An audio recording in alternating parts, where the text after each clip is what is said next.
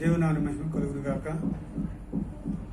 పరిశుద్ధుడైన యేసుక్రీస్తు వారి యొక్క దివ్యనామములో ప్రభువునందు అత్యంత ప్రియులైన మా సహోదర సహోదరులందరికీ నా హృదయపూర్వక వందనములు చెల్లిస్తున్నాను. మీరందరూ సుఖముగా, క్షేమముగా, సౌఖ్యముగా, సంతోషముగా, ఏ కీడు లేకుండా, ఏ శోధన లేకుండా దేవునిలో ఉండాలని, దేవుని కాపుదలలో ఉండాలని మా అనుదిన ప్రార్థనలో అందరి కొరకు మేము ప్రార్థన చేస్తూ ఉన్నాము. ముఖ్యంగా మన సంఘము కొరకు, నా ఆత్మీయుల కొరకు వారికి ప్రార్థన చేస్తూ ఉన్నాము. మరి ఈవేళ ఈ వాక్యాన్ని మేము పరిశుద్ధాత్మ దేవుడు నాకు ఇచ్చిన రీతిగా సిద్ధపరచబోతుండగా ప్రార్థన చేసుకొని ఈ యొక్క కార్యక్రమం ప్రారంభించుకుందామండి. ప్రియులైన మీరందరూ కూడా ఎక్కడున్నా తల వంచి కళ్ళు మూసుకొని మరి ప్రార్థన చేసుకొని ఈ కార్యక్రమం ప్రారంభించుకుందామండి. తల వంచి కళ్ళు మూసుకోవడం అంటే దేవుని కనపరుచుట, దేవుని గౌరవించుట, దేవుని మహిమ కలుగునుగాక. పరిశుద్ధుడు తండ్రి, ప్రేమగల దేవ యేసుక్రీస్తు ప్రభువా, మీ పరిశుద్ధమైన ఘననామమునకు మహిమ కలుగునుగాక. ఇదిగో తండ్రి, అయ్యా ఈ దినమున ప్రభువా, మీ యొక్క దివ్య వాక్యమును ప్రభువా మేము వివరించుకొనబోతున్నాం. సహాయం దయచేయండి అయ్యా. మా మంచి కాపరివి, మా మంచి బోధకుడు ప్రభువా, సహాయం దయచేయండి అయ్యా. ప్రజలందరూ కనికరించువాడవు నీవే, కాపాడువాడవు నీవే అయ్యా. క్షేమం ఇచ్చి నా తండ్రి నాయన సంరక్షించువాడవు నీవై ఉన్నావు తండ్రి. మీకు స్తుతులు చెల్లిస్తున్నాం ప్రభువా. సృష్టికర్తవైన నీ నామమును ప్రభువా మేము ధ్యానం చేయడానికి మీరు ఇచ్చినటువంటి ఈ మంచి తరుణాన్ని బట్టి అయ్యా, ఈ యొక్క సమయాన్ని బట్టి స్తుతిస్తున్నాం ప్రభువా. అయ్యా, ఈ సమయంలో ఏ వాక్యం మాకు అవసరం మీరు ఎరిగి ఉన్నారు. సహాయం దయచేయండి అయ్యా. మీరు నా మనసులో ఉంచినటువంటి వాక్యమును అయ్యా, నా ఆలోచన ఉంచిన వాక్యమును ప్రభా బిడ్డలతో పంచుకొని పోతున్నాను తండ్రి. నా మాటలు కాదు ప్రభా, ఇవన్నీ కూడాను మీ మాటలే ప్రభా. మీ మాటలు మీ బిడ్డలకు అందించమని ప్రార్థన చేస్తున్నాను తండ్రి. మీరు నన్ను మరుగుపరచండి, మీ నోటి బోరగా నన్ను వాడుకుని సహాయం చేయించండి అయ్యా. ఇదిగో తండ్రి, ఈ వాక్యంలో ఉన్నటువంటి భావాన్ని గ్రహించే జ్ఞానం మా అందరికీ దయచేయమని ప్రార్థన చేస్తున్నాం తండ్రి. వినగలిగిన చెవులను గ్రహించే హృదయం దయచేయండి, సహాయం దయచేయండి అయ్యా. నమ్మదగిన ప్రేమగల కరుణగల తండ్రివని యేసుక్రీస్తు శ్రేష్టమైన నామమున ప్రార్థించి స్తుతించి మా ప్రార్థన మనం మీకే విన్నవించుకొనుచు మీ యొక్క దివ్య వాక్యమును వివరించుకున్నట్టు ప్రారంభించుకుంటున్నాం తండ్రి. ఆమేన్, ఆమేన్. దేవుని నామమునకు మహిమ కలుగునుగాక. ప్రియ దేవుని సంగమా, ప్రియ దేవుని బిడ్డలారా, సహోదర సహోదరులారా, ఈరోజు కొన్ని మాటలు మనం జ్ఞాపకం చేసుకుందామండి. మరి పోయిన దినమున ఒక అంశం మనం మాట్లాడుకున్నాము. అది దేవుని బిడ్డలైనటువంటి వారు ముఖ్యంగా కలిగి ఉండవలసింది ఏమిటి అనే అంశం మీద మాట్లాడుకున్నాము. అదేమిటనగా పరిశీలన చేసుకున్నట మాట్లాడుకున్నాము. తర్వాత మరి రెండవ దినమున మరి కొన్ని మాటలు మనం జ్ఞాపకం చేసుకున్నామండి. ఈ రోజున మన అంశం ఏమిటంటే, మీరు రాసుకునేవారు రాసుకోండి, మరి గుర్తుంచుకోవాలనుకున్న గుర్తుంచుకోండి. ఈరోజు మన అంశం ఏంటంటే, దేవునితో మనము ఉండాలి. దేవునితో మనం ఉండాలి. దేవునితో మనం ఎందుకు ఉండాలి? దేవునితో మనం ఎందుకు ఉండాలి జ్ఞాపకం చేసుకున్నాం. ఇది మన అంశం అయ్యింది. దేవునితో మనం ఎందుకు ఉండాలి అని మనం ప్రశ్న వేసుకుంటే, ఈ లోకంలో దేవుళ్ళు దేవతలు అనే వారితో ఉండేవారు చాలా మంది ఉన్నారు. కానీ మనం ఎవరితో ఉంటున్నాము అని మనం పరిశీలన చేసుకుంటే, సృష్టికర్త అయిన దేవునితో మనం ఉంటున్నాం. దేవుడు ఎవరు అనగా సృష్టికర్తే దేవుడు. ఆయనే పూజార్హుడు.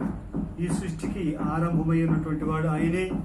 ఈ సర్వము కలిగించిన వాడు ఆయనే. సర్వమును మరి పాలిస్తున్న వాడు ఆయనే. మనుషుల నిర్మాణకుడు, సకల జీవుల నిర్మాణకుడు కూడా ఆయనై ఉన్నాడు. ఆయననే దేవుడు అంటారు, ఆయనే పూజార్హుడు అంటారు, ఆయననే స్తోత్రార్హుడు అంటారు. మనం స్తుతించవలసిన వాడు ఆయనే, మనం కనపరచవలసిన వాడు ఆయనే, మనం పాదం పట్టుకొని వేడుకొనవలసిన వాడు కూడా సృష్టికర్తన దేవుడే అని దేవుని యొక్క వాక్యం మనకు సెలవిస్తూ ఉంది.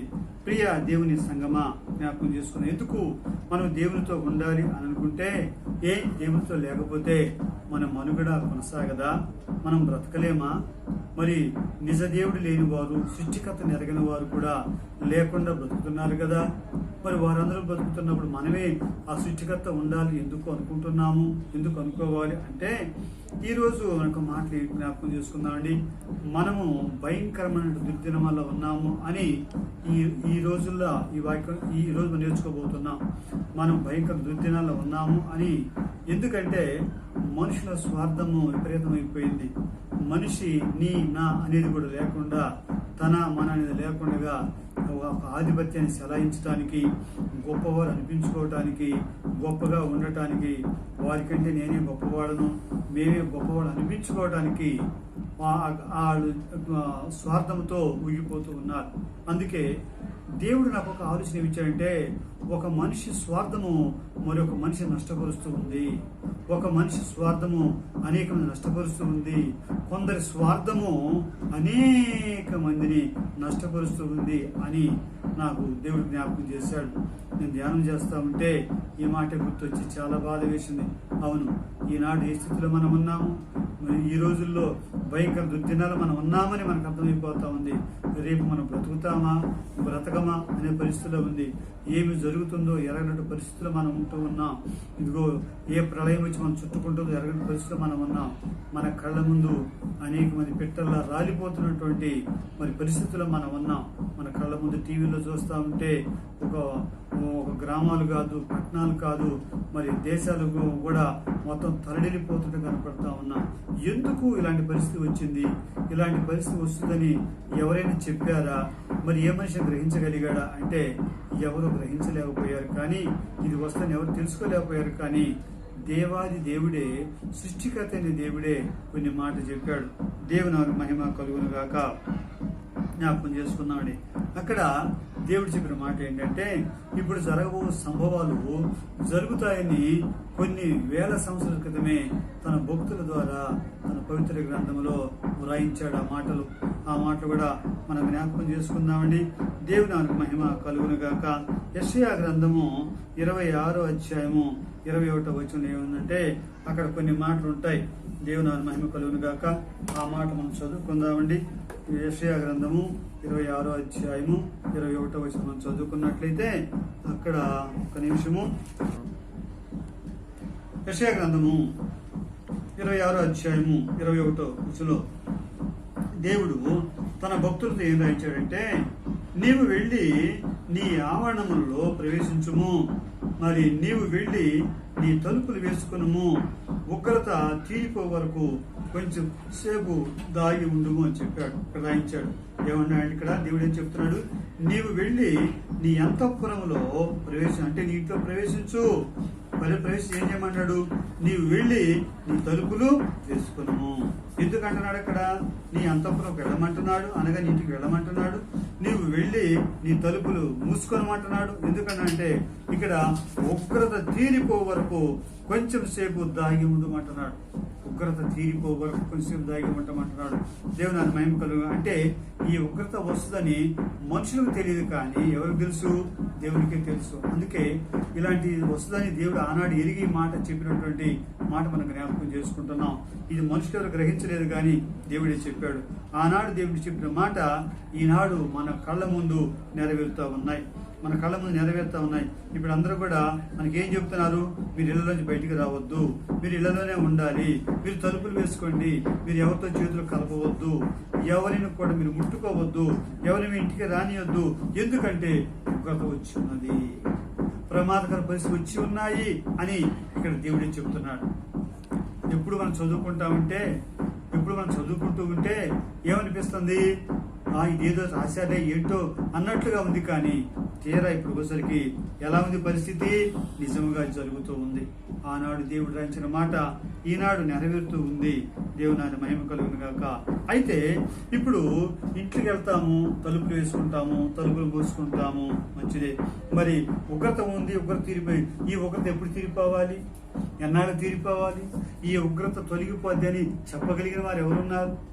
దీని యొక్క పర్యవసానం ఎంతవరకు వెళ్తుందో చెప్పగలిగిన వారు ఎవరున్నారు?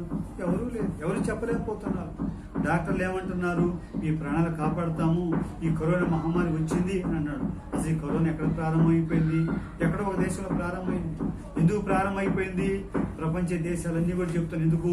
స్వార్థం కోసము, నా దేశం గొప్పని చెప్పుకోవడం కోసము, మేము గొప్పవాళ్ళము, ప్రపంచ ఆధిక్యత మా చేతిలో ఉండాలి, మేము పరిపాలించాలి, మా చెప్పు చేతుల్లో ప్రపంచం ఉండాలి అనేటువంటి ఒక ఆలోచనతో, ఒక చెడ్డ ఆలోచనతో ఈ యొక్క మరి ఈ క్రిమిని వారు తయారు చేశారు అని ప్రపంచ దేశాలన్నీ కూడా ఘోషిస్తూ ఉన్నాయి.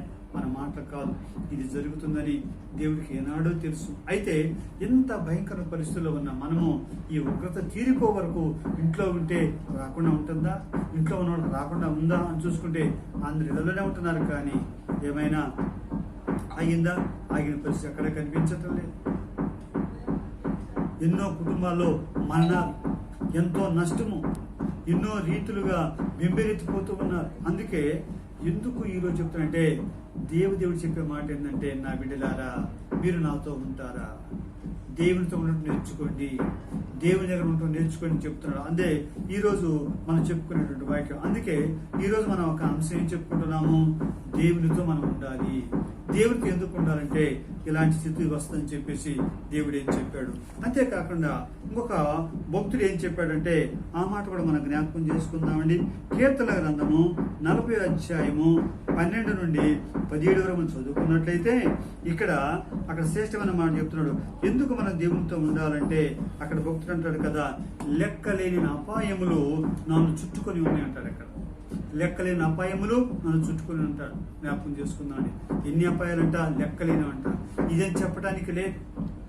ఏ రీతిగా అపాయం వస్తుందో మనకు తెలియదు, ఏ రీతిగా చుట్టుముడుతో మనకు తెలియదు. మన బిడ్డలకే వస్తుందో, మనకే వస్తుందో, మరి మన కన్నవారికే వస్తుందో, మన తోపులకే వస్తుందో, ఎవరికి వస్తుందో మనకి తెలియని పరిస్థితి అని చెప్పి, అందుకే లెక్కలేని అపాయములు నన్ను చుట్టుకొని ఉన్నాయి అన్నాడు. అక్కడ ఆయన చెప్పినట్టు చూసుకుంటే ఈనాడు మనకు అపాయాలు లేవా? మనకు ప్రమాదాలు లేవా? మన శోధనలో లేవా? మన భయంకర పరిస్థితులు లేవా? మన అందరం కూడా అలాగే ఉండిపోయాం. అందుకే మరి ఇన్ని భయంకరమైన అపాయకరమైన దినముల్లో ఉన్నటువంటి మనను కాపాడగలవారు ఎవరు? మన క్షేమాన్ని ఇవ్వగలవారు ఎవరు? నాకు ఈ ప్రమాదం తప్పించగలవారు ఒకరు ఉన్నారు అని మనం నమ్మడానికి ఎవరున్నారు? డాక్టర్ దగ్గరికి వెళ్దామా? వాళ్ళకే వచ్చేసి వాళ్ళే బాధపడుతూ ఉన్నారు. డాక్టర్లు చనిపోయే వాళ్ళు ఎంతో మంది ఉన్నారు. మరి మనం కాపాడుతా అన్నవాళ్ళు వాళ్ళే లేకపోతే ఇక భద్రత ఎక్కడుంది? మనకి క్షేమం ఎక్కడుంది? పోలీసులు ఏమన్నారు? మేము ప్రొటెక్షన్ ఇస్తున్నాము, మీకు కాపాడుతామంటున్నారు. కానీ చేయగలుగుతున్నారా? కొంతవరకే చేయగలుగుతున్నారు. మరి తప్పితే ఏం లేదు. కానీ పాపం వారు కూడా ఈ కరోనా మహమ్మారి వలన వాళ్ళు కూడా భయంకర స్థితికి వెళ్ళిపోయి వారు మరి క్వారంటైన్లు పెట్టబడిన వాళ్ళు ఉన్నారు, చనిపోయినటువంటి వాళ్ళు కూడా ఉన్నారు. దేవుని మహిమ కలుగును గాక. కనుక ఇక్కడ అందుకే భక్తుడు అన్నాడు, లెక్కలేని అపాయములు మనం చుట్టుకొని ఉన్నాయని చెప్తున్నాడు. మరి లెక్కలేని అపాయాలు మనం చుట్టుకున్నప్పుడు మనల్ని కాపాడగలవారు ఎవరు అని మనం జ్ఞాపకం చేసుకుంటే దేవుని యొక్క వాక్యం సెలవిస్తూ ఉంది. దేవుడు మాత్రమే కాపాడగలడు, దేవుడు మాత్రమే సంరక్షించగలడు, దేవుడు మాత్రమే తోడుగా ఉండగలడు. ఆయన ఎవరంటే సృష్టికర్తల దేవుడు. యేసుక్రీస్తు వారి కంటే ముందుగా ఉన్నటువంటి ఆయన పేరు యెహోవా అని చెప్పబడింది. అది యేసుక్రీస్తు వారి లోకానికి వచ్చిన తర్వాత యేసుక్రీస్తు వారు సకల విశ్వంలో ఉన్నటువంటి వాడు ఆయనే. అదిగో నేను నీకు తోడుగా ఉన్నానని చెప్పినటువంటి వాడు ఆయనే. కనుక ఆయన మాట మనం జ్ఞాపకం చేసుకుందామండి. దేవుని నామమునకు మహిమ కలుగునుగాక. కాబట్టి ఈ రోజు కొన్ని మాటలు మనం జ్ఞాపకం చేసుకుందామండి. దేవునితో ఉండటం వలన మనకి క్షేమమే కానీ, మనకి భద్రతే కానీ మనకు నష్టమేమి ఉండదండి. దేవునితో ఉన్న వారికి ఏం జరుగుతుంది? న్యాయం జరుగుతూ ఉంది. దేవుడు న్యాయం చేస్తాడు. దేవుడు న్యాయకర్త అయి ఉన్నాడని దేవుని యొక్క వాక్యము మనకు సెలవిస్తూ ఉంది. దేవుని మహిమ కలుగునుగాక. జ్ఞాపకం చేసుకుందామండి. ఇక్కడ ఈ భక్తులైతే కీర్తనకాడైతే ఏమన్నాడు? ఇక్కడ లెక్కలేని అపాయములు నన్ను చుట్టుకొని ఉన్నాయి ఆయన చెప్తే ఆ మాట ఈనాడు మనకు గుర్తిస్తూ ఉంది. ప్రజలందరికీ గుర్తిస్తుంది. ఒక దేశం లేదు, ఒక ప్రాంతం లేదు, అదిగో ఒక భేదమేమీ లేదు. కానీ అందరికీ మరి ఈ యొక్క కరోనా మహమ్మారి చుట్టుకొని భయంకర తెగులుతో బాధపడుతున్నారు ఉంది. అందుకే దేవుడు ఏం చెప్తున్నాడంటే నాతో ఉండమంటున్నాడు.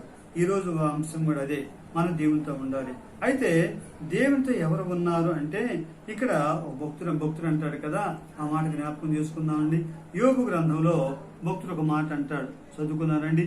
34 అధ్యాయము 10వ అంటే సర్వశక్తుడు అన్యాయం చేయుట అసంభవము, సర్వశక్తివంతుడు దుష్కార్యం చేయుట అసంభవం అంటాడు. అంటే దేవుడు ఏం చేస్తాడని చెప్తున్నాడు? ఇదిగో మనిషిని నమ్మితే మోసం చేయవచ్చు, మనిషి చేతి నష్టపరచవచ్చు, మనిషిని నమ్మితే విడిచిపోవచ్చు, కానీ దేవుడైతే ఎప్పుడు కూడా న్యాయం చేయక మానడు. జ్ఞాపకం చేసుకున్నాడు, ఆయన ఎప్పుడు కూడా న్యాయం చేయటం మానడు అని ఇక్కడ చెప్తాడు. సర్వశక్తిమంతుడైనటువంటి దేవాది దేవుడు ఆయన దుష్కార్యం చేయడు, మరి అన్యాయం చేయడు అని ఇక్కడ యోగు భక్తుడు జ్ఞాపకం చేస్తూ ఉన్నాడు. అయితే మనం ఎందుకు ఉండాలంటే మనకు న్యాయం చేసే దేవుని యొద్ద ఉంటే మనకు న్యాయం జరుగుతూ ఉంది, క్షేమంగా ఉంటుంది, భద్రత ఉంటుంది. ఇలాంటి పరిస్థితుల్లో కూడా ఇదిగో సృష్టికర్త దేవుడిని నమ్మిన మేము ఎంతో ధైర్యంగా ఉండగలుగుతున్నాం. లేకపోతే ఈరోజు భయంతో చనిపోయేవాడు అనేక మంది ఉన్నారు, భయంతో చనిపోతున్నారు. మేమైతే సృష్టికర్త దేవుడు కలిగి ఉన్నాం కాబట్టి, ఆయన గ్రంథాలు మా ముందున్నాయి కాబట్టి, ఆయన మాట చదువుతున్నప్పుడు ఆయన మాట్లాడుతూ ఉన్నాడు, నేను నీతో ఉన్నాను కదా, నేను నీకు తోడుగా. హల్లెలూయా, దేవుని మహిమ కలుగును గాక. కాబట్టి మనం ఎందుకు దేవునితో ఉండాలంటే దేవునితో ఉన్న భక్తులు చెప్తున్నారు, దేవునితో ఉంటే నీకు క్షేమం చెప్తున్నారు, దేవునితో ఉంటే నీకు కాపుదలని చెప్తున్నారు, దేవునితో ఉంటే నీకు సహాయం దొరుకుతుందని చెప్తున్నాడు, దేవునితో ఉంటే నీకు విజయం వస్తుందని చెప్తున్నాడు. దేవునితో ఉంటే హల్లెలూయా జ్ఞాపకం చేసుకున్నాను. యోగు భక్తులు చెప్పిన మాట మనం జ్ఞాపకం చేసుకుంటున్నాము. సర్వశక్తుడు అంటున్నాడు, అక్కడ నీకు తోడుగా ఉన్న దేవుడు అంటున్నాడు, నాకు తోడుగా ఉన్నాడు, నీకు తోడుగా ఉన్నాడని చెప్తున్నాడు. కాబట్టి ఆ భక్తులకు తోడుగా ఉన్న దేవుణ్ణి, ఆ భక్తులకు తోడుగా ఉన్న దేవుణ్ణి ఈనాడు మనం కూడా కావాలని కోరుకోవాలి. దేవా, ఇదిగో ఆనాడు యోగు నీతో ఉన్నాడు ప్రభా, అదిగో అలాగే నేను ఉంటానయ్యా. ఆనాడు దావీదు నీతో ఉన్నాడు, నేను అలాగే ఉంటాను. ఆనాడు యెహోషువ నీతో ఉన్నాడయ్యా, నేను అలాగే ఉంటాను. ఎందుకంటే అనేక అపాయాలు చుట్టుకుని ఉంటాయని మీ యొక్క వాక్యం ద్వారా మీరే మాట్లాడుతున్నారు. కనుక ఇన్ని అపాయాలు తట్టుకోవడానికి శక్తి నాకు చాలదు, నా కుటుంబాన్ని కాపాడడానికి నాకు శక్తి చాలదు, మరి నా ఆరోగ్యాన్ని కాపాడడానికి నాకు శక్తి చాలదు, నా అవసరాలు తీర్చుకోవడానికి శక్తి చాలదు. అనేక ఉపద్రవాలు వచ్చి నా మీద పడినప్పుడు దానిని తప్పించుకోవడం నా చేత కాదు, కనుక నీతో ఉంటానని చెప్పేసి అనగినటువంటి వారమై మనం ఉండాలని దేవుని యొక్క వాక్యం ద్వారా మనం నేర్చుకుంటూ ఉన్నాం. ఎందుకు మనం దేవునితో ఉండాలంటే ఇక్కడ నేను రాసుకున్నాను, దేవుడు చెప్పిన మాట, దేవుడు ఎప్పుడు కూడా మానవుడు సహాయం చేసేవాడే కానీ మానవుడు విడిచిపెట్టేవాడు కాదు. ఈ లోకంలో పశుపక్షాలుగా సహాయం చేస్తున్నాను, వాటికి వచ్చామని ప్రభు చెప్పలేదు. కేవలం మనిషికి సహాయం చేయడానికి మాత్రమే నేను ఈ లోకానికి వచ్చానని ప్రభు చెప్పాడు.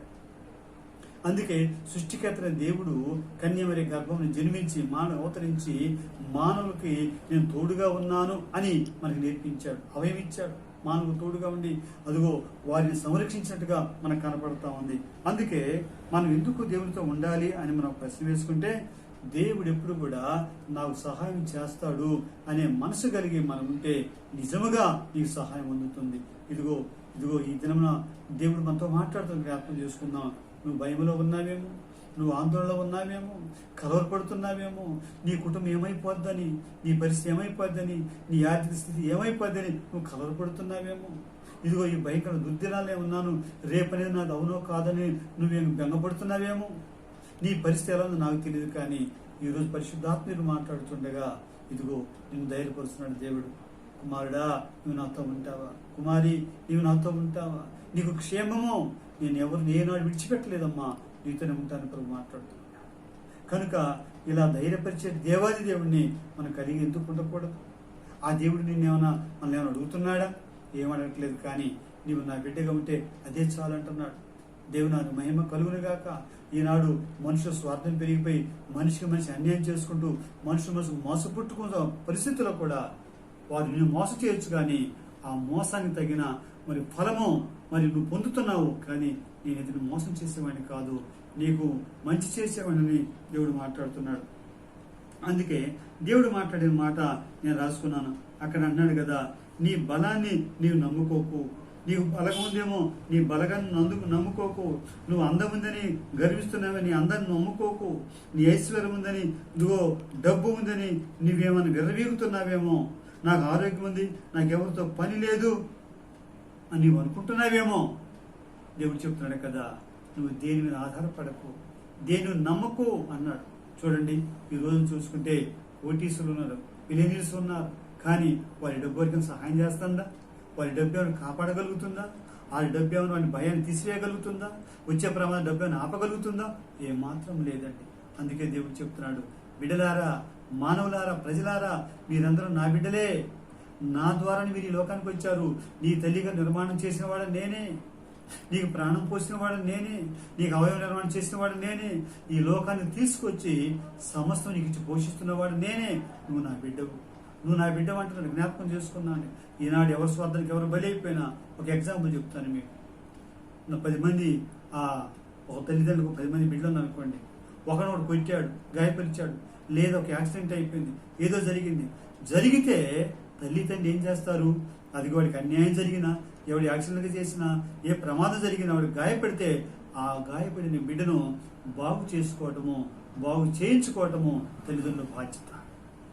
మానవుడు మనకు అన్యాయం చేస్తాడు, స్వార్థపరులైపోయి మోసపుచ్చుతారు. కానీ ఇందుకో ఎవరి ద్వారా మోసపోయినా కూడా దేవుడు మోసం చేయడు, నిన్ను కాపాడే దేవుడై ఉన్నాడు. ఒక తల్లిలాగా తండ్రిలాగా ఆదరించే దేవుడై ఉన్నాడని దేవుడు. అందుకే ఆ దేవుడు మాట్లాడుతున్నాడు కదా, నా బిడ్డలారా నాతో ఉంటావా? నేను దేవుడితో ఉండాలి అనే మనసును కలిగి ఉంటావా? నీది నేనేం ఆశించట్లేదు, సమస్త నేను నీకు ఇచ్చి ఉన్నాను, నీది నాకేం అవసరం లేదని దేవుడు చెప్తున్నాడు. దేవుడు నన్ను మహిమ కలుగును గాక. కనుక మనము మన డబ్బుని, మన బలాన్ని, మన బలగాన్ని, మన చదువులో ఉన్న జ్ఞానాన్ని పెట్టి కాదు, కానీ కేవలము నేను మానవుడను, రేపు ఏం జరుగుతుందో ఎరగటువంటి అజ్ఞానిని, నా జ్ఞానాన్ని నేను నమ్ముకోకూడదు అని ఒక ఆలోచనతో దేవుని యొద్దకు, అనగా సృష్టికర్త అయిన దేవుని యొద్దకు, ప్రభు దగ్గర రావటం నేర్చుకుంటే మనకెంతో క్షేమమని దేవుని యొక్క వాక్యము నేర్పిస్తూ ఉంది. దేవునానికి మహిమ కలుగును గాక. జ్ఞాపకం చేసుకుందామండి దేవునాన్ని. అందుకే ఇక్కడ దేవుడు ఏమంటాడు, యెషయా గ్రంథము 41వ అధ్యాయము 10 నుంచి 13 వచనాలు మనం చూసుకున్నట్లయితే అక్కడ అంటాడు కదా, నేను నిన్ను విడువను, నిన్ను ఎడబాయను, నీవు భయపడకము, నువ్వు ధైర్యంగా ఉండు, నీ కుడి చేయి నేను పట్టుకుని ఉన్నాను, నిన్ను నడిపిస్తున్నాను. ఎందుకంటే నువ్వు నా తండ్రివని, నువ్వు నా దగ్గరకు వచ్చావుగా, దేవుడని నువ్వు నా దగ్గరకు వచ్చున్నావుగా, నేను కావాలని కోరుకుంటున్నావుగా, నీ నమ్మకాన్ని నేను ఒమ్ము చేయను, నీ కుడి చేయి నేను పట్టుకున్నాను, నీతో నేను మాట్లాడుతున్నాను, నువ్వు భయపడకు, నువ్వు ధైర్యంగా ఉండు అని చెప్పినట్టు మాట కూడా మనం జ్ఞాపకం చేసుకుంటున్నాం. ఆ మాట కూడా చదువుకుందాం. దేవుని మహిమ కలుగును గాక. యెషయా గ్రంథంలో ఆ మాట చదువుకుందామండి. 41వ అధ్యాయంలో ఆ మాట ఉంది. దేవుని మహిమ కలుగును గాక. జ్ఞాపకం చేసుకుందామండి. చక్కని మాటలు దేవుడే రాయించాడు అక్కడ. నేను చదువుతున్నాను, వినండి. ఇక్కడ 9-10 వచనాలు కలిసి ఉన్నాయి. నేను నీతో చెప్పి ఉన్నాను, నా కుమారుడా, నేను నీతో చెప్తున్నాను, నేను నీకు తోడై ఉన్నాను, భయపడకము, నేను నీ దేవుడినై ఉన్నాను, దిగులు పడకము, నేను నిన్ను బలపరుస్తాను, నీకు సహాయం చేయవాడును నేనే, నీతిను నా దక్షిణ హస్తంతో నిన్ను ఆదుకుంటున్నాను. నీ మీద కోపపడిన వారందరూ కూడా నీకు నష్టం చేసిన అందరూ సిగ్గుపడిపోతారు. ఎందుకో తెలుసా? నేను నీ చేయి పట్టుకున్నాను గనక. అదిగో ఇక వీడు ఉండడు, వీడు చనిపోతాడు, వీడు నాశనం చేద్దాం అనుకున్న వారు కూడా విస్మయం పొందుతారు. అమ్మో, ఇంకా ఆయన తలపెట్టినా కూడా ఎలా తప్పించుకున్నాడు, ఎవరి ద్వారా రక్షించబడ్డాడు అని ఆలోచన సిగ్గుపడతారు అని దేవుడు చెప్తున్నాడు. దేవుని నమ్మినటువంటి వారికి సిగ్గు అవమానం కలగదండి. లోకంలో ఎవరైతే శత్రువుగా ఉన్నారో, ఎవరైతే నష్టపరచాలనుకున్నారో వారి సిగ్గు అవమానం కలుగుతుందని దేవాదేవుడు చెప్తున్నాడు. కనుక ఇంత గొప్ప దేవుడు మనతో ఉన్నప్పుడు మనం దేవుడితో ఎందుకు ఉండకూడదు? ఈరోజు మనం నేర్చుకుంటున్నాం, దేవునితో మనం ఉండాలి. ఎలాంటి ప్రమాదాలు మనం ముంచుకొచ్చినా, ఎలాంటి ఆపదలు మనం కొంచెం ముంచుకొచ్చినా కూడా మనకు కాపాడే దేవుడు మనకు తోడుగా ఉన్నాడు, చేయబట్టుకునే దేవుడు తోడుగా ఉన్నాడు. అందుకే యెహోషువ గ్రంథంలో కూడా అంటాడు కదా, యెహోషువ 1వ అధ్యాయము 10వ వచనం అక్కడ ఒక మాట అంటాడు, యెహోషువ నువ్వు భయపడకు, నేను నీకు తోడై ఉన్నాను, నువ్వు ఏమాత్రం వెనకడు వేయకమని చెప్పేసి అక్కడ యెహోషువతో కూడా దేవుడు మాట్లాడతాడు. ఈ రీతిగా ఈ దేవుని యొక్క వాక్యాలన్నీ ఎందుకో తెలుసా? ఇదిగో నీ భయాన్ని పోగొట్టడానికే, నీకు తోడుగా ఉండటానికే, నీ కుటుంబాన్ని రక్షించడానికే, నీ బిడ్డను రక్షించడానికే, నీ క్షేమాన్ని ఇవ్వటానికే, నీ కుటుంబాన్ని కాపాడి సంతోషం ఇవ్వటానికే ఆయన చెప్తున్నాడు. అదిగో మనమైతే మనుషులము శరీరాకారం ఉన్నాము, దేవాది దేవుడైతే ఆయన పరిశుద్ధుడు, నీతిమంతుడు, ఆయన ఆత్మస్వరూపి అన్నాడు. ఆత్మస్వరూపి అయిన దేవాది దేవుడు అంటున్నాడు కదా, ఇదిగో ఆత్మగా ఉన్నాను, నీ ఎద్దకు నేను వస్తాను, నువ్వు ఎక్కడ తల ఉంచుతావో, ఎక్కడ ప్రార్థన చేస్తావో నీ యొద్దకు వస్తానని చెప్పేసి ఆయన చెప్తూ ఉన్నాడు. దేవుని నామమునకు మహిమ కలుగును గాక. జ్ఞాపకం చేసుకుందామండి. మరి ఒక్క మాట కూడా జ్ఞాపకం చేసుకుందామండి. హల్లెలూయా. ఇక్కడ హెబ్రీ పత్రికలో ఒక మాట అంటాడు. ఏమంటాడంటే ఇక్కడ నేను హెబ్రీ పత్రిక 13వ అధ్యాయము 5-6 వచనంలో అక్కడ ఏమంటాడంటే, ఇక్కడ అంటాడు కదా, నీ చెయ్యి విడువును అంటాడు. ఇక్కడ నీ చెయ్యి విడువును అంటాడు. అంటే అర్థమేంటి? ఇక్కడ ఈ లోకములోనండి సిరి సంపదలు నీకున్నాయేమో అవి నేను విడిచిపోవచ్చు, నీకు బంధువర్గం ఉందేమో అవి నేను విడిచిపోవచ్చు, నీ అందము ఐశ్వర్యం నువ్వు విడిచిపోవచ్చు, కానీ నీ చెయ్యి మాత్రం పట్టుకుని ఉన్నాను, నిన్ను విడువనని చెప్పేసి అక్కడ హెబ్రీ పత్రిక ద్వారా మనతో మాట్లాడుతూ ఉన్నాడు. ఇంత గొప్ప దేవుడు మనకు తోడుగా ఉన్నప్పుడు ఇదిగో ఏది కూడా మనకి ఎంత మాత్రము హాని చేయనేరదు. జ్ఞాపకం చేసుకుందామండి. ప్రియ దేవుని బిడలారా, ప్రియ సహోదరులారా, జ్ఞాపకం చేసుకుందాం. కనుక మరి ఇక్కడ భక్తుడు అన్నాడు కదా, జ్ఞాపకం చేసుకుందామండి. హల్లెలూయా.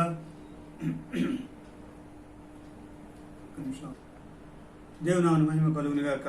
కనుక ప్రియ దేవుని సంగమా, ప్రియ సహోదరుడా, ఆనాడైనా ఈనాడైనా మరి ఏనాడైనా మనిషి దేవునితో ఉండవలసిన వాడై ఉన్నాడు అని దేవుడు నాతో మాట్లాడాడు. కుమారుడా, ఆనాడైనా ఉన్నాను, ఈనాడైనా ఉన్నాను, మీతో ఉంటున్నాను, మరి ఏనాడైనా ముందు కాలం కూడా మీతోనే ఉంటాను.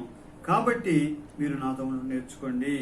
నీ జీవితంలో అంటున్నాడు కదా, నీ జీవితంలో నీవు గుర్తెరిగిన దగ్గర నుండి నీవు ఎంతమంది నమ్మావు, ఎంతమంది స్నేహితులయ్యారు, ఎంతమంది బంధువులుగా ఉన్నారు, వారిలో ఎంతమంది నిన్ను విడిచిపెట్టిపోయారు ఒకసారి జ్ఞాపకం చేసుకుంటున్నాడు.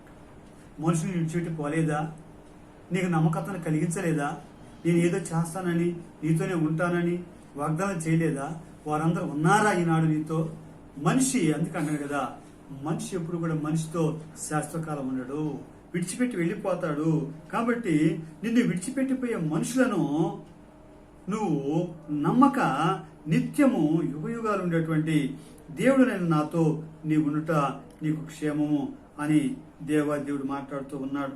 ప్రియ దేవుని బిడ్డలారా, జ్ఞాపకం చేసుకుని దేవుని యొక్క వాక్యం సెలవిస్తా ఉంది. ఒక భక్తుడు అంటాడు కదా, మనము నమ్మదగిన వారమైనను ఆయన నమ్మదగిన వాడని హెబ్రీ గ్రంథకర్త అంటాడు. హల్లెలూయా. జ్ఞాపకం చేసుకున్నాం. మనం ఎవరమంట? నమ్మదగిన వారమంట. కానీ దేవుని ఆశ్రయిస్తే, దేవుని పాదలు పట్టుకుంటే, దేవుని బ్రతిమాడుకుంటే, అయ్యా నేను నీతో ఉంటాను అని దగ్గరగా రాగలిగితే ఆయన ఏనాడు కూడా మనం విడిచిపెట్టి పోడు అన్నటువంటి మనం ఒకసారి విడిచిపెట్టి పోవచ్చు, కానీ అక్కడ ఆయన మనం విడిచిపెట్టడని దేవుని యొక్క వాక్యం ద్వారా మనం నేర్చుకుంటూ ఉన్నాం. దేవుని మహిమ కలుగుని గాక. జ్ఞాపకం చేసుకుందామని దేవునితో ఉన్న భక్తులు చాలా మంది ఉన్నారు. హల్లెలూయా. జ్ఞాపకం చేసుకున్నాను. ఇక్కడ మరి దేవాది దేవుడు మరి మోషేని పిలిచాడు. మోషే, నువ్వు రా, నా పని చెయ్యి, నా బిడ్డలను నువ్వు నడిపించు అని చెప్పాడు దేవుడు. ఆయన మాట విని మోషే వచ్చాడు. అక్కడ నుండి మోషే దేవునితో ఉండటం నేర్చుకున్నాడు. మరి దేవునితో ఉన్న మోషే కష్టాలు రాలేదా? ప్రజలు కష్టపెట్టలేదా? ప్రజలు ఆయన్ని తిరస్కరించలేదా? ఆయన దూషించలేదా? ద్వేషించలేదా? అన్ని చేశారు. ప్రజలు ఎప్పుడు కూడా తిరుగుబాటు చేసే మనసు కలిగిన వారే, అపహసించే మనసు కలిగిన వారే, నష్టపరిచే మనసు కలిగిన వారే. అంత మాత్రం చేత దేవుడు మాత్రం విడిచిపెట్టలేదు. దేవుడు ఏ పిలుపుతో పిలిచాడు? దేవుని యొక్క కూడినటువంటి మోషేని చేయి పట్టుకొని, మోషే నేను నీకు తోడుగా ఉన్నాను, ప్రజలకు అన్యాయం చేస్తారు కానీ నేను అన్యాయం చేయనని చెప్పేసి నడిపించిన సందర్భాలు ఉన్నాయి. ఎంతవరకు నడిపించాడు ఆయన? 120 సంవత్సరాలు వయసు వచ్చేంత వరకు కూడా ఆయన నడిపించి ఏ వాగ్దానం చేశాడో, ఏ భూమిస్తాను వాగ్దానం చేశాడో అక్కడ దాకా తీసుకున్నట్టుగా మనకు కనపడతా ఉంది. ఎందుకు ఈ మాట చెప్పుకుంటే, దేవునితో ఉన్నవారికి ఇప్పుడు నష్టం కలగదు. దేవునితో ఉన్నవారికి కష్టాలు వస్తాయి, బాధలు వస్తాయి, శ్రమలు వస్తాయి, పరీక్షలు వస్తాయి, కానీ దేవుడు మాత్రం న్యాయమే చేస్తాడు, న్యాయమే జరిగిస్తాడు. జ్ఞాపకం చేసుకుందాం. దేవుని నామమునకు మహిమ కలుగును గాక. జ్ఞాపకం చేసుకుందాం. మరి ఈ సాయంకాల సమయంలో ఇక్కడ మరి ఐగుప్తు లో బానిసగా ఉన్నటువంటి మరి యోసేపు దేవునితో ఉన్నాడు. దేవునితోనే ఉన్నాడు. ఆయన కష్ట బానిసగా ఉన్నాడు, ఒడిగం చేస్తున్నాడు. తండ్రి దగ్గర అల్లారుముద్దుగా పెరిగాడు. 3 తల్లులు ఉన్నారు, మరి అన్నలున్నారు. వాళ్ళందరి దగ్గర ఎంతో ప్రేమగా పెరిగాడు, కానీ చివరికి ఏమో బానిస అయిపోయాడు. అయితే బానిస అయిపోయిందని కష్టాలు రాలేదా?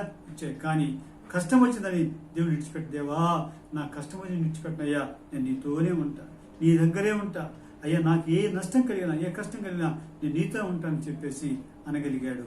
అలా అన్నటువంటి యోసేపు దేవుడు నుండి అదుకు న్యాయం జరిగించాడు. ఎంత న్యాయం జరిగించాడు? అదే దేశానికి ఆయన ప్రధానిగా చేశాడు. జ్ఞాపకం చేసుకున్నాడు. దేవుని యొక్క సంగమా, దేవుని బిడ్డలారా, ఈ యొక్క సాయంకాల సమయంలో మనం జ్ఞాపకం చేసుకుందామండి. ఈ రీతిగా మరి ఆది కాండంలో కూడా చూసుకుంటే అబ్రహాముని దేవుడు పిలిచాడు. జ్ఞాపకం చేసుకున్నాం. ఏ పిలుపుతో అబ్రహాముని పిలిచాడో, పిలిచిన దగ్గర నుండి కూడా దేవుడితో ఉండటం అబ్రహాము నేర్చుకున్నాడు. తన భార్యని పరాయిరాజు తీసుకెళ్ళినప్పుడు కూడా, ఆమె చేసుకోవాలని ఆ నపత్రిక అనుకున్నప్పుడు కూడా దేవుడు కాపుదలగుండి ఎక్కడ కూడా రవ్వంతా మచ్చబడ మీద పడకుండా, ఆమె మీద చేయి వేయకుండా దేవుడు కాపాడగలిగాడు. నేర్చుకుందాం. ఈ సాయంకాలం నేర్చుకున్నాం. ఈ దినం మనం నేర్చుకున్నాం. ప్రియ దేవుని సంగమా, దేవునితో ఉండుట, దేవునితో మనం ఎందుకు ఉండాలి? భక్తులు అంటున్నాడు కదా, అపాయకరమైన కాలంలో మనం ఉన్నాము, అనేక అపాయాలను చుట్టుకుని ఉన్నాయి, అనేక ఆపదలను ముంచుతూ ఉన్నాయి అంటున్నాడు. ఈనాడు మనం అలాగే ఉన్నాం కనుక అదిగో ఆపద కాలంలో దేవుడితో ఉన్నటువంటి ఆ భక్తుడు ఎలాగున్నాడు, దావీదు ఎలా ఉన్నాడు, మరి యోబు ఎలా ఉన్నాడు, ఈ భక్తులు ఎలా ఉన్నారో మనం కూడా అలా ఉంటూ నేర్చుకుంటే దేవుడు ఎంతగానో కాపాడుతాడు. కాబట్టి ఇదిగో ఈ సమయాన్ని, ఈ యొక్క సందేశాన్ని ముగించబోతున్నాను. దేవునితో మనం నేర్చుకో. ఈ కరువు కాలంలో, ఈ కష్టకాలంలో, ఈ భయంకర దుర్దినాలంలో నువ్వేం భయపడకు. నువ్వు సంతోషం ఉంటానికి దేవుడిని చేయి పట్టుకుంటాడు. నేను నీకు తోడుగా నడిపిస్తాడు. అది ఆయన చేయి పట్టుకుంటావా? ఆయన వైపు నువ్వు చూస్తావా? దేవుని మాట నువ్వు నమ్ముతావా? మనుషుల వైపు చూడకు, నీ ధనం వైపు చూడకు. నీ ధనము నీతో రాదు, నీ వారెవరూ నీతో రాదు. కాబట్టి నేర్చుకుందామండి. దేవునాని మహిమ కలుగును గాక, దేవునాని మహిమ కలుగును గాక. మరి పరిశుద్ధమైన మాటలు మీ హృదయాలు భద్రపరచుకోండి. ఈరోజు వాక్యాంశం అదే, దేవునితో ఉండుట. దేవునితో మనం ఎందుకు ఉండాలి అంటే, మనుషులకు ఎప్పుడు సహాయం చేసేవాడు దేవుడు కనుక, మనకు ఎప్పుడు సహాయం కావాలి కనుక, మనం రేపంటే తెలియనటువంటి వాళ్ళు కనుక, అన్ని తెలిసిన దేవుని యొద్ద అదిగో ఒక పసిబిడ్డ, ఏమి తెలియని పసిబిడ్డ అమ్మతో ఉంటే ఎంత క్షేమము, నాన్నతో ఉంటే ఎంత క్షేమము, అంతకంటే క్షేమం అనుకుందని పరిశుద్ధాత్మ దేవుడు యేసుక్రీస్తు వారి యొక్క ఆయన మాటతో నేర్చుకుంటూ ఉన్నాం. ఆయనతో ఉందామండి. ప్రపంచవ్యాప్తంగా ఉన్న దేవుడు, ఆయన కులము కాదు, మతము కాదు, మంచి మార్గమై ఉన్నాడు, మనకు తోడై ఉన్నాడు. దేవుడు నిన్ను విడుదల చేయడమని చెప్పినటువంటి వాగ్దానం ఇచ్చిన దేవుడు మనం కలిగి ఉందాం. ఈ కొద్ది మాటలు పరిశుద్ధాత్మ దేవుడు దీవించి ఆశీర్వదించి మంచి నిలబడి విత్తనం వలె మన తన వాక్యం హృదయం ఫలింపు చేయును గాక. ఆమేన్. ప్రార్థన చేసుకుందాం. పరిశుద్ధుడు తండ్రి, ప్రేమగల దేవ, యేసుక్రీస్తు ప్రభువా, మీ పరిశుద్ధమైన ఘననామములు అయ్యా ఈ యొక్క సమయంలో ప్రేమించేందుకు వస్తున్నాం ప్రభువా. ఈ దినమున ఈ రీతిగా అయ్యా మీ యొక్క వాక్యమైన భాగ్యాన్ని మాకు అనుగ్రహించున్నారు తండ్రి. మీ స్తోత్రం నాయన. ఇదిగో ప్రభువా అయ్యా, నేను నీ సన్నిధిలో ఉన్నప్పుడు తండ్రి, ఈ నా బిడ్డలకు ఏ వాక్యం చెప్పాలి అని అడుగుతున్నప్పుడు ఇదిగో దేవునితో ఉండుట మీరు నేర్చుకోండి నువ్వు ప్రభు చెప్పావు. ప్రభు దేవునితో ఎందుకు ఉండాలి అని ప్రశ్న వేసుకో, అప్పుడు నీకు ఆన్సర్ వస్తుందని చెప్పావు తండ్రి. దేవునితో ఎందుకు ఉండాలంటే అదిగో భక్తులు జ్ఞాపకం చేస్తున్నాడు తండ్రి. అయ్యా, అనేకమైనటువంటి ఆపదలు నన్ను చుట్టుకొని ఉన్నాయి, అనేక ప్రమాదాలను పొంచుకొని ఉన్నాయి అని చెప్తున్నాను. అందుకే నేను దేవునితో ఉన్నాను. అప్పుడు ఆయన నన్ను తప్పించాడు, నన్ను విడిపించాడు ఆయన చెప్తూ ఉన్నాడు తండ్రి. ఆ మాటకు జ్ఞాపకం చేసి, అలాగే నీవుంటే నీవు కూడా తప్పించబడతావు కదా, నీ మీద అంత ప్రమాదం పొంచి ఉన్నా, నీకెన్ని ఆపదలు చుట్టుకొని ఉన్నా నేను కాపాడతాను కదా, నీ చేయి పట్టుకుంటాను కదా అని మాట్లాడి ఉన్నావు తండ్రి. మీ స్తోత్రం నాయన. ఇదిగో తండ్రి, ఈ కరోనా మహమ్మారి నా తండ్రి ఎవరి స్వార్థం వల్ల వచ్చిందో మాకు తెలియదు, ఎందుకు వచ్చిందో మాకు తెలియదు ప్రభువా. కానీ నాయన కరుణించువాడు నీవే, కాపాడువాడు నీవే ఉన్నావు తండ్రి. సహాయం తెచ్చండి అయ్యా. మా కళ్ళ ముందు నా తండ్రి ఎన్నో శవాలు నా తండ్రి నాకు కనబడుతూ ఉన్నాయి ప్రభువా. అయ్యా, వారికంటే మేము గొప్పవారేమీ కాదు, వారికంటే మేము బలవంతులేం కాదు, వారికంటే యోగ్యులం కాదు కానీ ప్రభువా, కేవలం ఉచితమైన కృప ద్వారా మేము ప్రభువా భద్రపరచబడుతున్నామని ప్రభువా మీ యొక్క వాక్యం నేర్చుకున్నాం. ఇదిగో తండ్రి, మమ్మల్ని భద్రపరిచిన తండ్రి, ఈ వాక్యం బిడ్డలందరూ కూడా మీరు భద్రపరిచి సహాయం దయచేయండి అయ్యా. అయ్యా, ఎవరైతే వేడుకుంటున్నారో ఈ వాక్య సందేశం విని ఎవరితో ఈ ప్రభు మాకు కావాలి, ఆయన దగ్గరికి వెళ్తే క్షేమం ఉందంట, ఆయన దగ్గర సంతోషం ఉందంట, ఆయన దగ్గర ఏ కీడు రాదంట అని ప్రభువా రావటానికి ఇష్టపడుతున్నారు, వారందరినీ ప్రభువా మీరు దర్శించమని ప్రార్థన చేస్తున్నాను నాయన. కనికరించమని ప్రార్థన చేస్తున్నాను. వారి చేతులు పట్టుకొని ప్రార్థన చేస్తున్నాను తండ్రి. అయ్యా, వారు పెద్దవారికైనా మధ్య వయసు వారికైనా చిన్న బిడ్డలకైనా ఎవరికి ఏ కీడు రాకుండా సహాయం దయచండి అయ్యా. నువ్వు మానవ సహాయం చేసే దేవుడని మాట్లాడుచున్నావు కదా, ఎంతో మంది సహాయం చేశావు కదా అయ్యా. ఈ కరువు కాలంలో, ఈ కష్టకాలంలో అయ్యా, సంపాదన లేని కాలంలో ప్రభువా అయ్యా, తల్లడిల్లిపోతున్నా మా బిడ్డలందరినీ జ్ఞాపకం చేసుకోండి అయ్యా. అయ్యా, ఎవరిని మీరు దాటి వెళ్ళొద్దు ప్రభువా అయ్యా. అందరితో మీరుండండి తండ్రి. సహాయం దయచేయండి అయ్యా. ఎవరికైనా సహాయం కావాలో మీకు తెలుసు. ఈ వాక్య సందేశం ఎంతమంది వినబోతున్నారో అయ్యా మీకు తెలుసు, మీకు తెలియదయ్యా. అయ్యా, కనికరించండి, దీవించండి, మీ నామం తెచ్చుకోండి అయ్యా. గొప్ప దేవుడు అని, ప్రేమ గల తండ్రి అని అయ్యా, మా బిడ్డలందరూ మీకు అప్పగిస్తూ మీ కృపనే కోరుకొనుచు యేసుక్రీస్తు శ్రేష్టమైన నామమున ప్రార్థించి స్తుతించి మా ప్రార్థన మనవులని మీకే విన్నవించుకొనుచున్నాము తండ్రి. ఆమేన్. ఆమేన్. మన పరమ తండ్రి అయిన దేవుని ప్రేమయు, ప్రభువైన యేసుక్రీస్తు వారి కృపయు, పరిశుద్ధాత్మ కన్యను సహవాసం, సమాధానం ఇక్కడున్న మనకును, లోకములో ఉన్న సకల పరిశుద్ధులను, మరి ముఖ్యంగా ఎంతమంది వాక్యం వింటున్న ప్రతి బిడ్డకును ప్రభు యొక్క ప్రభా, ప్రభు యొక్క సహాయము నిత్యం వారి తోడుగా నడిపించి బలపరుచును గాక. ఆమేన్, ఆమేన్, ఆమేన్. హల్లెలూయా. ప్రభు మనందరిని దీవించి ఆశీర్వదించి బలపరిచి వర్ధిల్లింపు చేయను గాక. ప్రతి భయం నుండి, ప్రతి ఆందోళన నుండి, ప్రతి ఒక్క ఉపద్రవలను తెప్పించి కనికరించి కాపాడి భద్రపరచును గాక. మీ గృహముల చుట్టూ ఆయన రక్త కంచె వేయబడును గాక. మీ గృహాల అగ్ని మండించి దురాత్మ శక్తులను, చీడకెడ విషక్రియలను చంపివేయును గాక. క్షేమకు దయచేయును గాక.